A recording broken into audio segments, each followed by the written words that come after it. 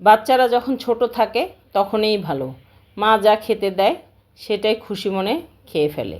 আর যত বড় হয় নিজের পছন্দ অপছন্দগুলোর চাহিদা বাড়তে থাকে। এই যে দেখেন, আমার ছেলের স্কুল ছুটি হলেই বাসায় থাকলে তার বিভিন্ন আইটেমে নাস্তা খাওয়ার আবদার থাকে।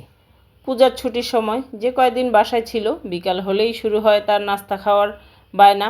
আম্মু আজকে কি নাস্তা বানাবা, নাস্তা খাবো। আর আমার তো এটা শুনে চিন্তায় মাথা আওলায়, কি নাস্তা বানাবো আর কি নাস্তা খেতে দিব। ছেলে আবার মিষ্টি খাবার খেতে পছন্দ করে না, তার ঝাল ঝাল খাবার খুব পছন্দ। আবার এক এক দিন এক এক রকমের নাস্তা বানিয়ে দিতে পারলে তার খুব ভালো। আজকে আবার বাসায় আমার বড় বোন, তার বৌমা সহ নাতি নাতনিরাও এসেছে, তাদেরকেও নাস্তা খেতে দিতে হবে।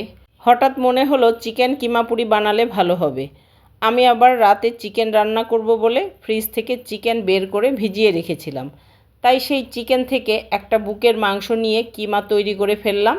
আর বাসায় গাজর বরবটি কেটে নিলাম। কড়াইতে সামান্য পরিমাণে তেল দিয়ে কিছু রসুন কুচি তেলের মধ্যে ভেজে নিয়ে এই ভাজা রসুনের মধ্যেই চিকেন কিমা সাথে সবজিগুলো ঢেলে দিয়ে নেড়েচেড়ে কিছুক্ষণ ভেজে নিলাম। ঝটপট একটা ডো বানিয়ে নিলাম। এই তো আমি বানাচ্ছি আর আমার ভাগনা বৌমা ভেজে নিচ্ছে। আমার ভাগনা বৌমাটা আবার খুব চটপটি, সেও মজার মজার নাস্তা বানাতে পারে। পুরি ভাজার ফাঁকে ফাঁকে আবার একটা তেঁতুলের সসও বানিয়ে ফেললো। তাড়াতাড়ি করছি, ওই দিকে নাস্তা খাওয়ার পার্টিরা বসে আছে। আমার দুষ্টু মিষ্টু নাতি নাতনি, তারা দুজনে মিলে চিল্লা চিল্লি করে বাসাটা মাথায় তুলেছে। 2.5 বছর বয়স হলো, খুব মিষ্টি করে কথা বলে। আমি তো ওদেরকে ভীষণ মিস করি, মাঝে মাঝেই ওদের বাসায় চলে যাই।